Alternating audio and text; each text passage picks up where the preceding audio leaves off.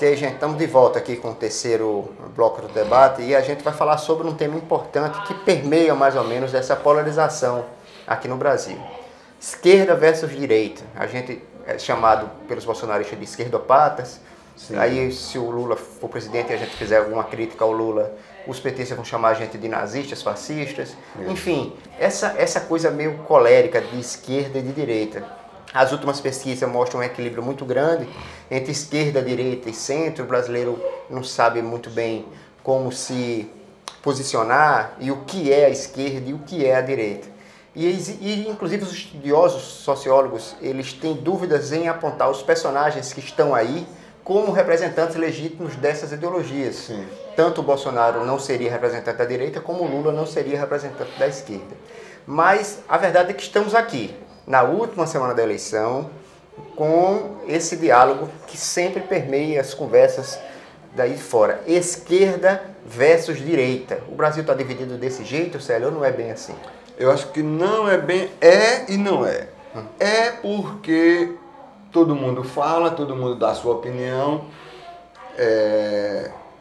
Essa coisa de esquerda e direita, esses termos, andaram fora de moda durante, sei lá, depois, ao longo dos anos 90, começo dos 2000 e tal. Tem mais ou menos uma década, um pouquinho mais, isso coincide com a explosão das redes sociais, que esses termos voltaram com tudo. Esquerda e direita. Quando o Lula se elegeu e no seu segundo mandato atingiu o ápice da sua popularidade, e quando deixou o mandato, era aprovado por 80%, um pouco mais, da população brasileira. 5% reprovavam o governo Lula. Eu pergunto, 85% dos brasileiros se identificavam como esquerdistas, eram de esquerda, e depois que veio esse ódio ao Lula e ao PT e à eleição do Bolsonaro, esses mesmos brasileiros passaram a ser de direita, né? É complicado, cara, encaixar, né, nas gavetas cada coisa e tal. O sujeito é de esquerda e direita porque na economia se é mais estatista, mais intervencionista ou mais privatista. E aí, se você é de esquerda, você tem que ser a favor de tudo que toda a esquerda é, e se é de direita ou o contrário e tal. Não, as coisas não se definem assim, há uma sutileza muito maior nisso, né? Eu acho que o debate, eu acho que é a radicalização e o clima que se chegou com esse debate empobrece a coisa, sabe? Não voto num candidato ou deixo de votar num candidato porque alguém acusa o cara de ser esquerdista ou direitista. Isso não quer dizer nada, na minha opinião. Eu sempre tenho a impressão que isso é meio que um estelionato, é uma fraude.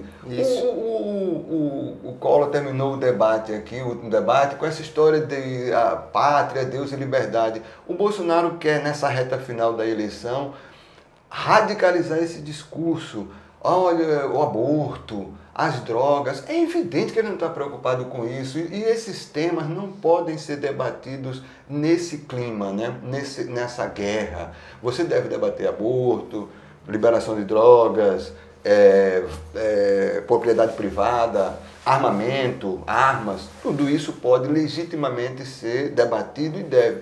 Mas não nesse tom carnavalesco, histérico, populista, né? Populista, extremamente populista, a ponto de um presidente da República defender, mais de uma vez, exterminar a petralhada. Isso não é debate sobre esquerda e direita, né? Agora, o mundo vive essa onda. Mas a gente tem características próprias, né? Porque se a gente for observar, a esquerda, uma Jacinda Ardern, primeira-ministra neozelandesa, que é de esquerda, seria direita aqui no Brasil porque ela tenta privatizar a educação.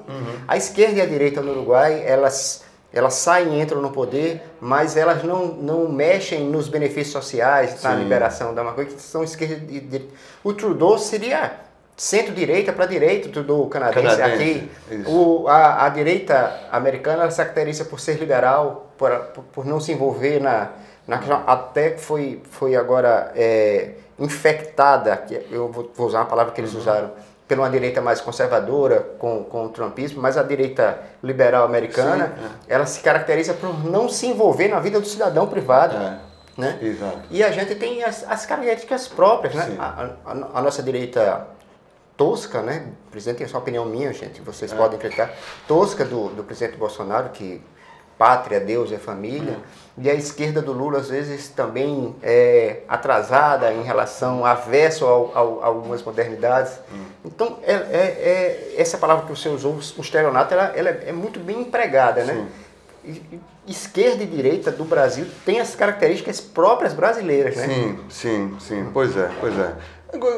Porque, veja, esses mega empresários, banqueiros, Diaba 4, a turma da elite, ou mais ou menos e tal, que hoje é o que dão fôlego ao Bolsonaro, é o que prega até golpe essa gentalha prega. Essa turma era de esquerda, era lulista até um dia desse, rapaz. Exatamente. Encheram o bucho de dinheiro, como se diz, ganharam como nunca ganharam, exaltavam Lula, pagaram cachês milionários para a palestra do Lula. Fábio Faria, se você citou. Fábio Faria, pois é, um ministro, né? Exatamente. Então, é muito, sabe, não dá para levar isso a sério, cara. O Fernando Collor, nosso senador, tem um exemplo clássico. No segundo mandato do Lula, viajou com o Lula aqui por Alagoas, deu um abraço, só voltou a dar beijo na boca. Aí agora é bolsonarista e o Lula é a ameaça do comunismo. Bom, vamos falar sério, né? E essa coisa... Olha, se a gente for olhar, não vamos defender os valores, então, da direita. Quem é essa direita que está ao lado do Bolsonaro? É o padre Kelman, que no debate ficou dizendo que você vai votar num presidente, algum candidato, porque ele diz que na Nicarágua ou na Venezuela é isso ou aquilo. Isso é um brincalhão, né? Isso é um brincalhão. Tem a mínima ideia do que acontece, inclusive, nesse país. Então, eu falei, é uma coisa muito mais complexa. A cabeça do eleitor do Brasil, até chamar a cabeça do eleitor, o eleitor esquece em quem votou uma semana depois. Eu não sei qual é a convicção realmente desse eleitorado.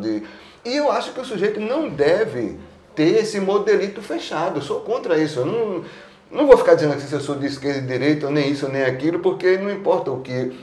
Importa o que você pensa e os seus atos, né?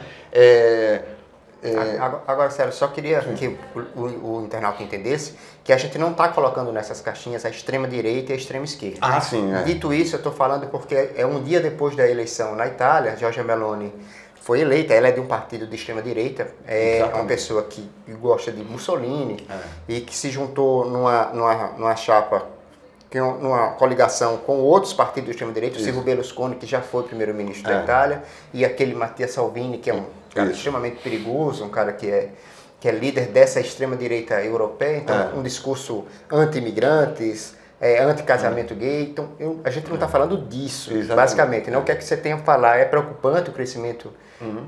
Eu falo da extrema-esquerda também, nicaragüense, que as autocracias de esquerda, mas há um crescimento maior da extrema-direita. Da extrema-direita, né? Exatamente. Como é que você enxerga isso? E o padre, que você falou do padre Kelman, ele dialoga com grupos que...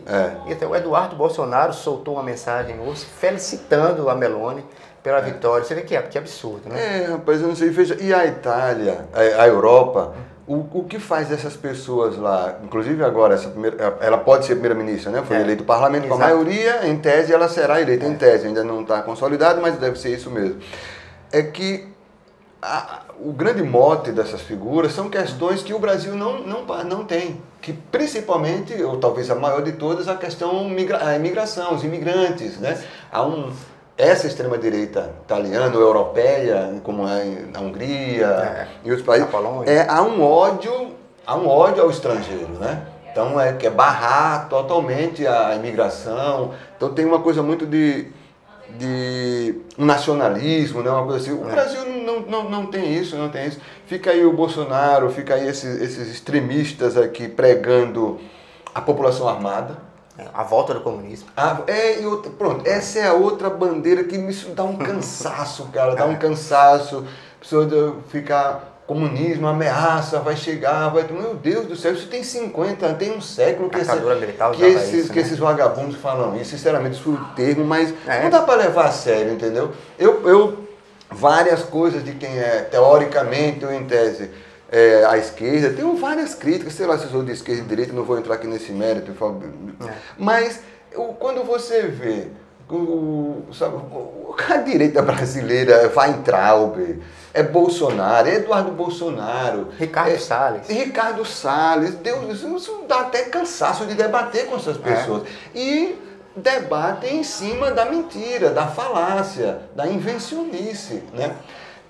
Da era das redes sociais, da fake news. Tudo se mistura, né? Tudo se mistura, pós-verdade e tal. O Bolsonaro cospe em cima de alguém, está registrado em vídeo, meia hora depois ele nega, jurando por Jesus e Nossa Senhora que não fez aquilo. Então, se eu vou acreditar se o cara é de direita ou de esquerda desse jeito, com esse tipo de postura, né? Bom, mas esse é só um detalhe, detalhe brasileiro, isso é uma coisa complexa. Como eu falei, isso parecia superar, pelo menos os termos, assim, esse debate de esquerda, direita. O brasileiro, o eleitor, quer saber as condições de vida. Agora, defendo a liberdade absoluta. Eu não sei se isso é esquerda ou direita. Eu defendo a liberdade absoluta. Democracia. Eu não quero ser manietado por ninguém, nem de direita nem de esquerda. Eu não quero regular mídia, eu não quero regular isso e aquilo, nada, zero. E também não quero defender aluno filmando o professor na sala de aula, porque acha que o professor é de esquerda. Então, realmente, o debate está envenenado no Brasil e fora do Brasil, né? Esse debate sempre descamba para coisas apelativas que não ajudam, né? Não ajudam.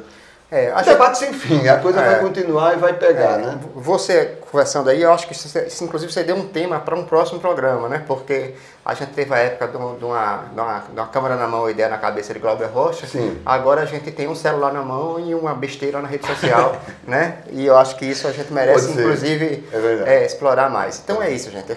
É um debate de direita e esquerda, porque na última semana a eleição é pertinente que o Brasil esteja polarizado, dividido, e muitos dizem que entre esquerda e direita, e a gente mais ou menos que deu as nossas opiniões aqui, dizendo que a coisa não é bem assim.